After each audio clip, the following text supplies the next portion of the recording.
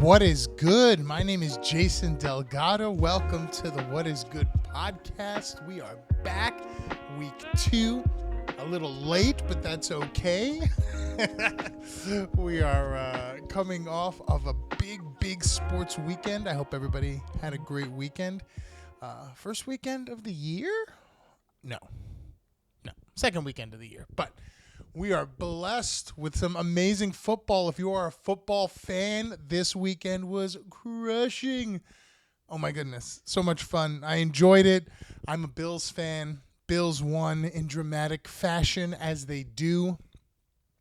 Saturday night game was a crusher. I have a buddy who is a Bears fan, buddy who is a Packers fan. This is an ancient rivalry, tale as old as time. And the game did not disappoint. It was pretty amazing. One of the funny things I kind of came across with this game, and then Friday night I went to a Laker game. It was super amazing sports weekend. One of the things that's amazing about going to a Laker game is the lighting. I don't know what they do. Maybe they add a light or like put a filter on things. But the whole thing looks like a movie. It's just a very impressive lighting. The Lakers lost to the Bucks. But I got to see Giannis. I got to see Luka. I got to see LeBron. It was an amazing experience. But yeah, something about the Laker game, the lighting that they do is just so excellent. It just feels cinematic, I guess the best way to put it. But super great. There's this app called Game Time. They do not sponsor this podcast, by the way. But my buddy got amazing seats. I guess an hour before the game. He texted me 30 minutes before the Laker game on Friday.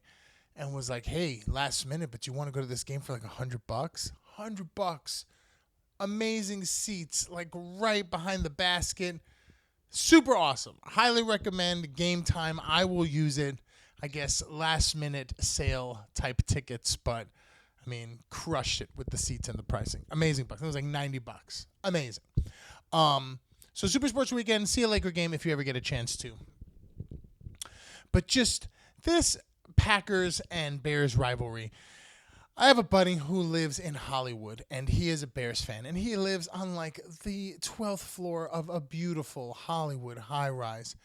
Just a serene skyline, like, Capitol Records on one side, Hollywood sign, and Yamamoto on the other side. Just beautiful, the hills, incredible stuff, right? Amazing view. Kind of like a beautiful 2-bedroom apartment. Has everybody over to watch the Bears-Packers game. My buddy is a Packers fan, so we go over for the fun rivalry in both football and in friendship. Telling you, guy does the full spread. Charcuterie board, appetizers, orders double pizza from Joe's. Crushing the game. But all of a sudden during the middle of the game, the internet goes out. Or the feed to the game goes out. And it says no internet. And I was like, hey, man, what's going on? He's like, yeah, I must have, like, when I went outside, I had my phone on me and they took the internet away. And I was like, you're streaming internet from your phone? And he's like, yeah, I just put the internet by the window or the phone by the window and then I just stream the internet. I'm like, you have a penthouse in Hollywood, a charcuterie board, Joe's Pizza, and a party with adult contemporary people, and you don't have internet? You don't have built-in Wi-Fi.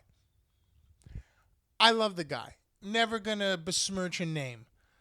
But my goodness, get the Wi-Fi. You're already there. What is the extra $35?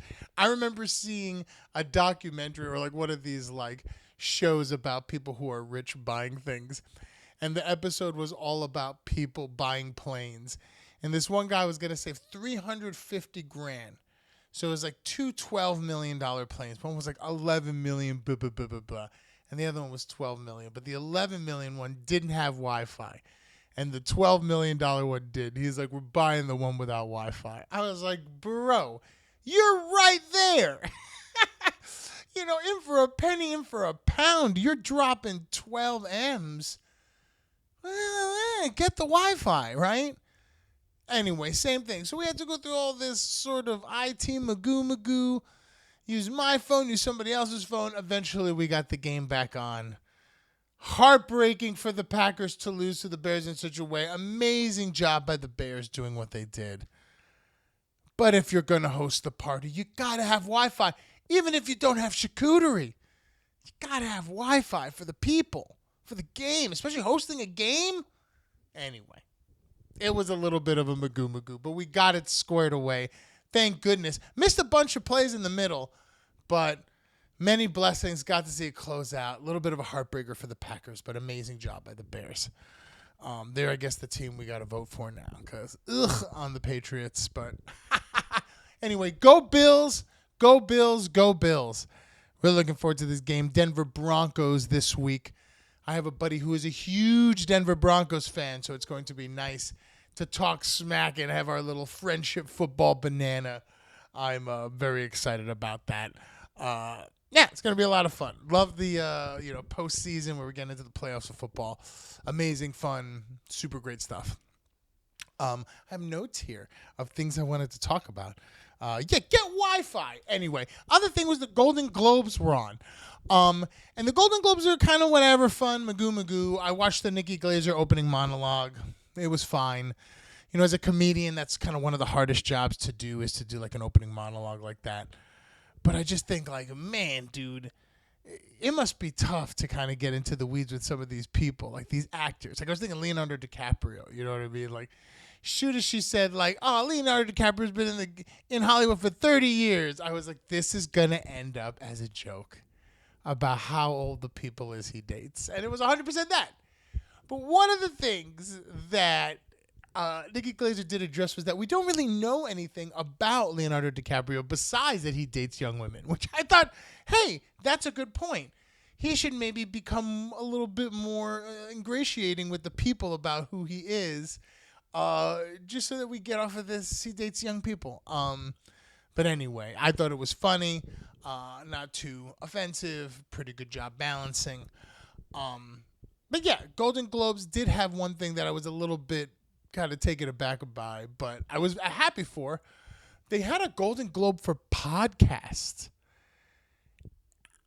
And I think it's great. I would love to get a double G for the podcast. Let's go. But at the same time, I feel like it's a little bougie for podcasting. I don't know. I feel like it's like almost like getting like an Oscar for like an interview. You know, like podcasting feels like it should have its own sort of thing in regards to, I don't know, awards or whatever. But yeah, it won a Golden Globe for podcasts, which I thought was cool, but it did seem a little fancy for a podcast, which I think, you know, there's something about podcasts supposed to be a little raw, a little just kind of off-the-cuff conversation, something that you may not have in a mainstream environment. And to have an award in sort of a mainstream venue, a little weird. But I'll take a Golden Globe any day. Like and subscribe if you want us to win that Golden Globe someday. But yeah, that was a little bit odd, which I thought was kind of weird. But anyway, let's go Golden Globes. I think it was Amy Poehler won for her podcast. So good for her. Many, many blessings. I guess that's really it. We're going to kind of close it out. It'll be a short podcast. Wanted to do best things I saw this week before we roll. I mean, this thing speaks for itself. Hilarious TikTok by a guy mocking expensive burger joints. Everything is just too true and too funny, and I LOL'd super hard. Anyway, thank you so much for hanging out for a little bit with me on the What Is Good podcast. What is good with you? Like, subscribe, throw some stuff in the comments. What you think of the Golden Globes for podcasting?